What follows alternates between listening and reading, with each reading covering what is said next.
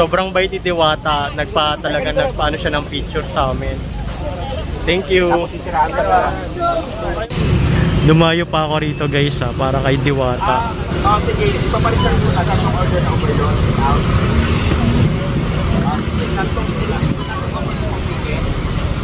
Alam nyo guys kung gaano kahaba yung pila dito Ayan. So andito ko ngayon. So dito meron dalawang pila. Meron para sa overload at saka meron para sa unlimited rice and chicken.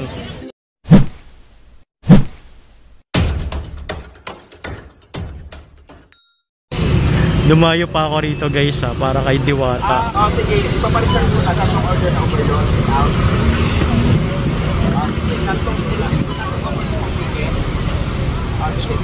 Ayan si Diwata guys. So, wait lang guys. Galing ako.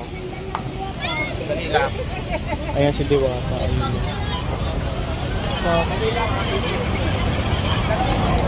Ganito pala rito guys yung nila pwesto.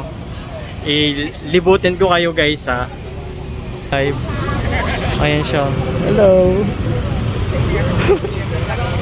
Ayan.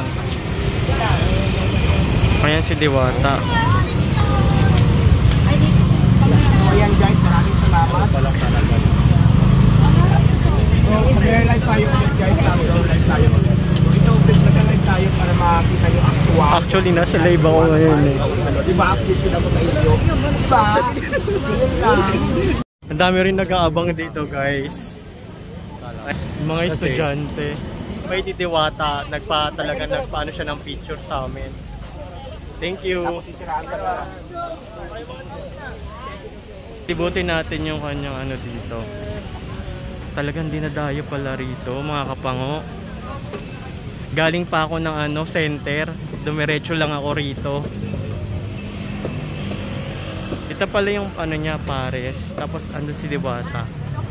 Sobrang accommodating niya. Kahit sobrang busy. Ay, may bata pa nga rito.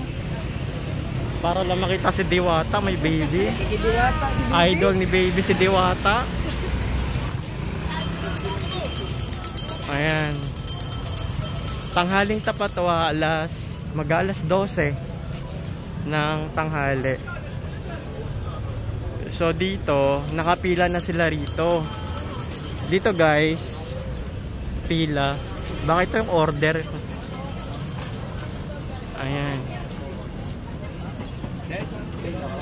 Dito siguro kapag order ka pa lang ng kakainin mo. Ayan. So dito rin pala nagbabayad. Tapos andun na yung second station. Kung saan dito sila umu-order. Tapos dito naman preparation. Dito nila chinachap yung pagkain. Ayan. Mga naka-glove sila guys. Ayan. Ang sarap, ang bango. Nakakagutom. Tapos dito naman yung mga kanin. Ayan. Soup, yung mga unlimited sabaw tsaka rice. Dito sa second station, nakapila sila. Ayan, dito niluluto. Diba? Amoyin natin yung usok. Ang bango. Ayan o. Wow. Sarap. Kumukulo. Ayan si Diwata. So second station na yan. Tapos dito naman siniserve yung chicken. Kuya, siniserve mo rito? Chicken? Take out lang. Take out. Meron din pala sila for take out. Pag isi-take out nyo dito, i-assist kayo ni Kuya. Tapos dito naman siniserve yung soft drinks. Mga soft drinks dito, boss, siniserve nyo. Ayan. Yung soft drinks sila dito, Pepsi. So, ganun lang yung rotation nila. Tapos dito naman, yung dine-in area nila. Dito kayo magda-dine-in. Ayan. Syempre, may dishwasher sila. May taga-dish out. Ayan. Ayun o, kumpul-kumpul sila. Kaya pala dinudumog kasi yung amoy pa lang ng pagkain nila nakakaano no. Gusto ko kumain kaso nga ba ng pila. Ang laki ng manok ko. Laki nga eh. Ang laki. Parang mas malaki sa Mang Inasal. Kaysa Jollibee. Ayan, oo. Ang laki ng manok nila. Magkano yung ganyan, te? 120. First time nyo lang din dito? 120. Unlimited na yun, te. Unlimited na yung ano nila. Ang laki ng manok. Isang buong hita. Ayun, mga ano, mga taga-justice. Isang grupo.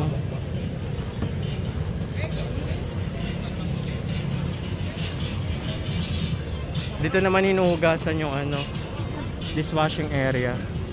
Meron din sila mga mismo. Siguro pag pipila ako, ang haba ng pilo.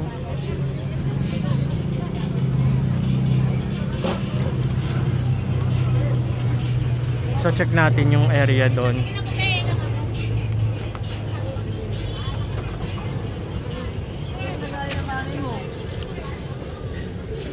Merong parking area rito, nandun. Ayan, so malaki yung area dito. Tsaka doon naman yung mga ihaw-ihaw. Sobrang init ah. Tirik na tirik yung araw. Alam nyo guys kung gaano haba yung pila dito ah. Ayan. So andito ko ngayon. So dito meron dalawang pila. Meron para sa overload at saka meron para sa unlimited rice and chicken. So yung pila rito ngayon guys, alas 12 pa lang ng tanghali ito. Ayan, pag overload sa gilid doon. Dito naman pila to ng chicken. So dalawang pila to. Tapos yung pila niya doon, ayun hanggang doon. Tapos pagdating doon, iikot pa yan. Punta doon. Kahit yung mga MMDA dito rin kumakain. Ayan, sila nanay dito rin nag-aabang. Oh, ang dami, ang haba.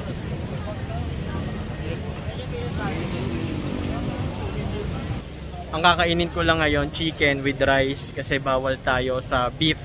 Yung pares kasi 'di ba beef 'yon. So sa diabetic, chicken lang muna tayo.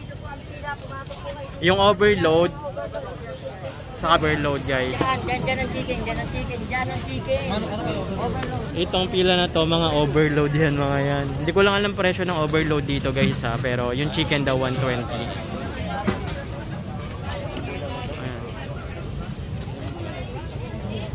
Ito na pala yung chicken. Mas mabilis lang yung chicken dito guys. Kasi